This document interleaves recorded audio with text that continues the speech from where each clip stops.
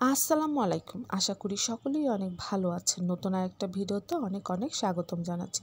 তো অনেক দিন ধরেই পেজে ভিডিও দেওয়া হচ্ছে না, কারণ দেশের পরিস্থিতি এতটাই খারাপ ছিল, কোনো কিছু করারই মন মানসিকতা ছিল না। তবে আস্তে আস্তে দেশের পরিস্থিতি অনেকটাই স্বাভাবিক হয়ে যাচ্ছে। ছাত্র সমাজের একটা বড় জয় হয়েছে, দেশ আবার একটা স্বাধীন হয়েছে। তাই খুবই ভালো লাগতাছিল। মানুষের আনন্দ উল্লাস এতটাই বেড়ে গেছে, নতুন করে বলার আর কিছুই নাই। প্রত্যেকটা মানুষের ভিতরে খুবই আনন্দ কাজ করতেছে। বাংলাদেশের মানুষগুলো এখন মনে হচ্ছে যেন শান্তিতে নিঃশ্বাস নিচ্ছে, সবাই যেন রাস্তায় আনন্দ উল্লাস করে বেড়াচ্ছে।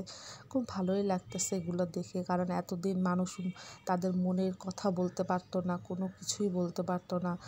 এখন যেন মানুষ মন খুলে প্রাণ খুলে কথা বলতে পারতাছে, তাদের অধিকার সম্পর্কে তারা বলতে পারতাছে।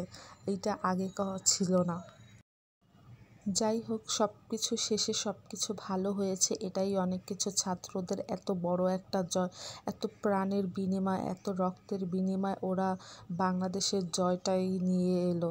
ওরা বাংলাদেশকে আরেকবার স্বাধীন করলো। এই ছাত্র সমাজে আমাদের দেশটাকে পরিবর্তন করে নতুন করে একটা বাংলা গড়বে ওরা, সেই প্রত্যাশাই করি। তরুণরা চাইলে অনেক কিছুই করতে পারে, সেটাই ওরা দেখিয়ে দিয়েছে। যাই হোক, এটা নিয়ে বলার কিছু নেই, সবাই সব কিছু দেখতে পাচ্ছে, সবাই সব কিছু বুঝতে পারছে।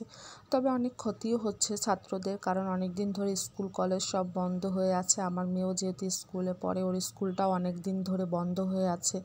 দেখা যাবে স্কুল খুলে পরীক্ষা শুরু হয়ে যাবে, এটা নিয়ে একটু টেনশনে আছি। যাই হোক, সব কিছুই ভালো হয়ে যাবে। আল্লাহ তাআলা সব কিছুই আমাদের ভালো করে দিবে, সেই আশায় সেই প্রত্যাশাই করি।